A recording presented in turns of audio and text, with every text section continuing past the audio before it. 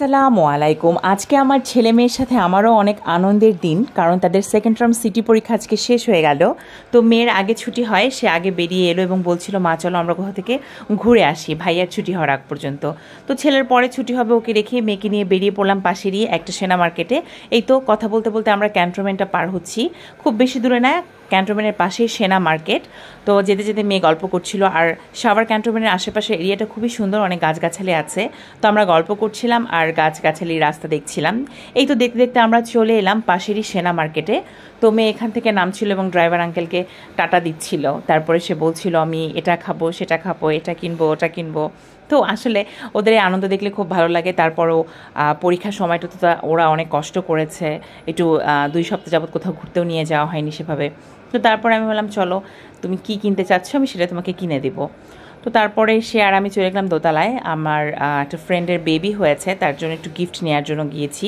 তো বেবির জন্য এখান থেকে কিছু গিফট কিনে নিলাম। তো গিফট কেনার পরে আমার মেয়ে বলল যে আমাকে কিছু রাবার ব্যান্ড ক্লিপ কিনে দাও। তো বললাম আচ্ছা ঠিক আছে চলো। এই দেখেন আরও একটা বাচ্চা ওর ক্লাসে তার পেছনেই দেখতে পেলো, ওর ফ্রেন্ড। ও বলছিল মা দেখো আমার ফ্রেন্ডও এসেছে মার্কেটে। তো তারপরে কথা বলতে বলতে আমরা মার্কেটের কসমেটিক্সের যে সেকশন সেখানে চলে গেলাম। এখানে গিয়ে আমার মেয়ে তার জন্য কিছু ক্লিপ নিল, রাবার নিল। সে যেটাই পছন্দ করেছে আমি সেটাই কিনে দিয়েছি, কিছু বলিনি, যে এটাই তার আনন্দ।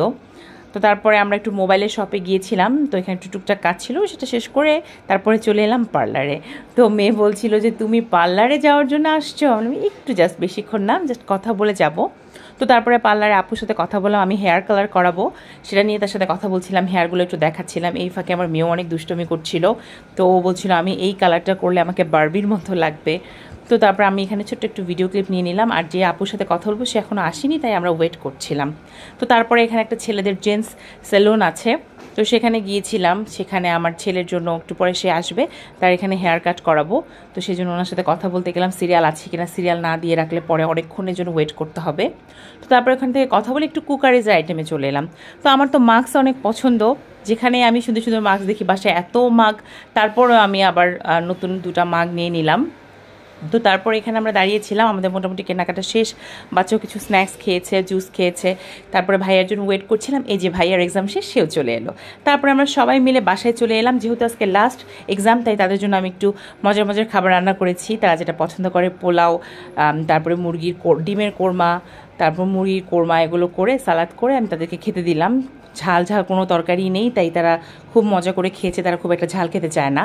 তো এই তো এভাবে আজকে আমাদের পরীক্ষার শেষের দিনটা ছেলে মেয়ে সহ আমি এনজয় করলাম, সুন্দরভাবে কাটালাম। আলহামদুলিল্লাহ, আল্লাহর কাছে অনেক অনেক শুক্রিয়া।